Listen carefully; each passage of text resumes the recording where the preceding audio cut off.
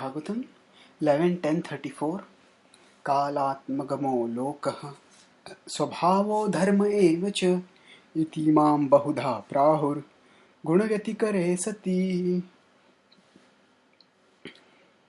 Atmagamo lokah. So here Krishna is continuing to describe the illusions created by the modes. And guna-vyatikare sati. So guna-vyatikare means when there is agitation by the modes, there is delusion caused by the modes, and all this happens. What happens? Iti mam bahudha prahur.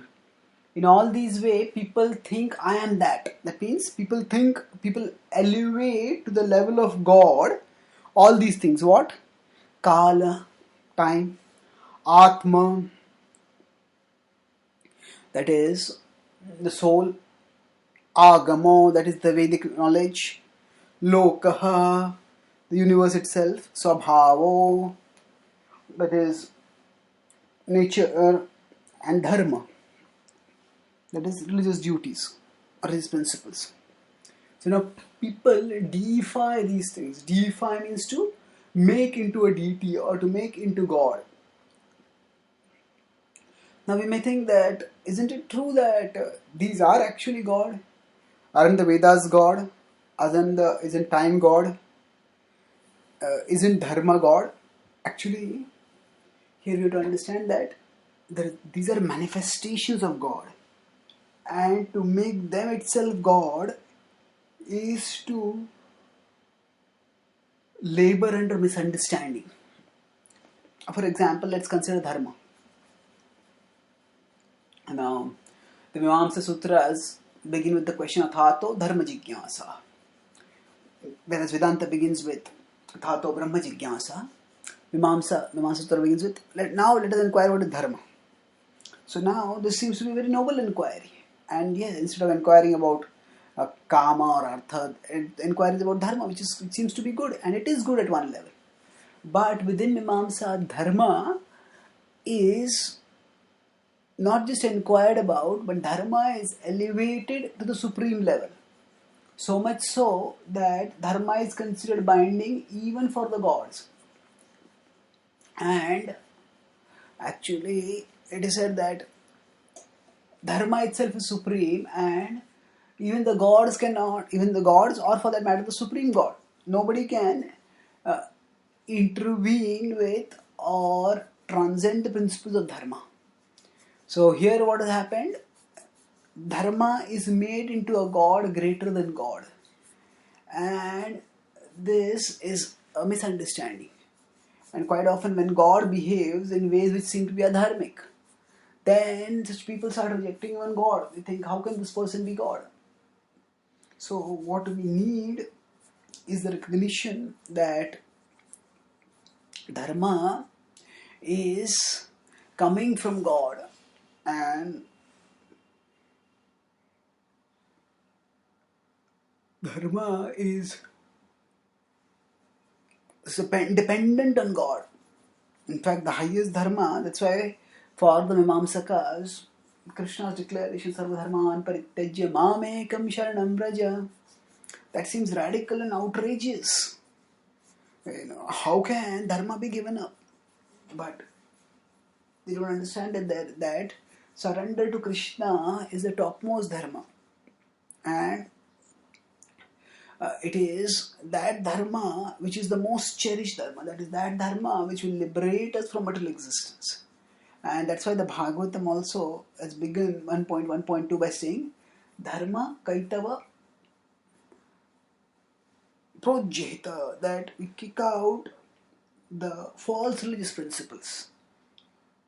And essentially the Bhagavatam enables us to recognize the reality of the absolute authority of the Supreme Lord. Vedyam vastam atra vastu shivadam tapatrayon moolinam.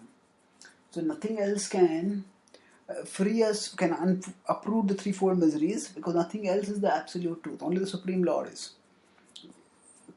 So in the material world, at least in Kali Yuga, people may deify even even some Bollywood stars or some Hollywood stars. So, for example, people may treat like a place of pilgrimage.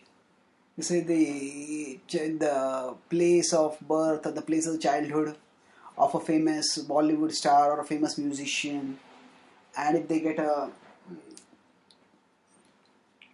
piece of cloth, they may store it as a sacred paraphernalia, almost like a sacred paraphernalia.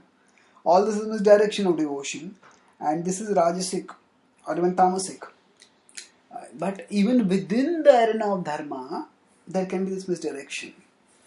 Here, if we see what is being talked about, none of them are false principles. Kala, atma, agama, dharma, svabhava. All these are truths which are talked about in the Vedic context. But none of these are the supreme truth. And so, for example, if somebody considers one svabhava itself to be the supreme reality, then that person stays caught at the material level, because yes, the body has a particular svabhava, but we are not the body, we are the soul.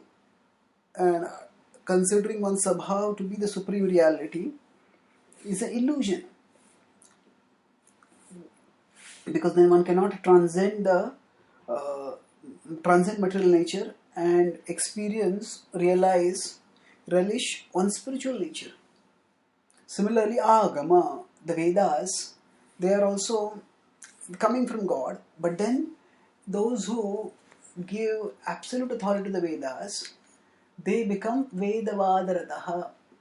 They become infatuated by the promises of heaven given in the Vedas, and thus they become deluded, not recognizing that there is a higher reality beyond the Vedas. Or rather, there is a higher reality beyond that which is talked about by the Vedas, beyond the heavens.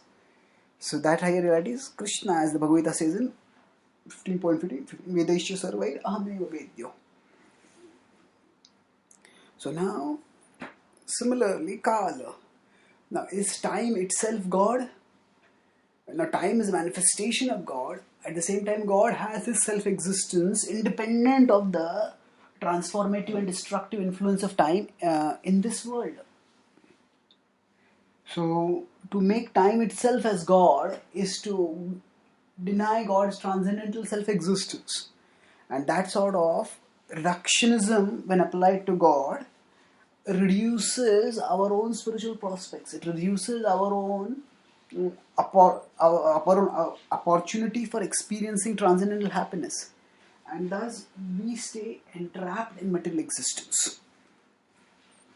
So these are all ways in which the modes may create misperception within us, by which we ascribe divinity, ascribe supremacy, we deify things which are in the dharmic worldview. So even the good is not God. So dharma is good, agama is good, atma is good. So of course equating atma with God is the blunder of Mayavad. And that itself is good. The good becomes bad, good when made into God becomes bad. Because that prevents us from accessing and relishing the supreme good. The supreme good for the soul is spiritual love for Krishna, which is eternal, eternally fulfilling. And when the soul makes into God something other than Krishna, then the soul cannot relish that supreme love for Krishna, and thus the soul stays in delusion. So that's why making the good into God makes the good bad for us. And that's why the illusion of the modes can affect in various ways, and this is one insidious way in which we can get misled.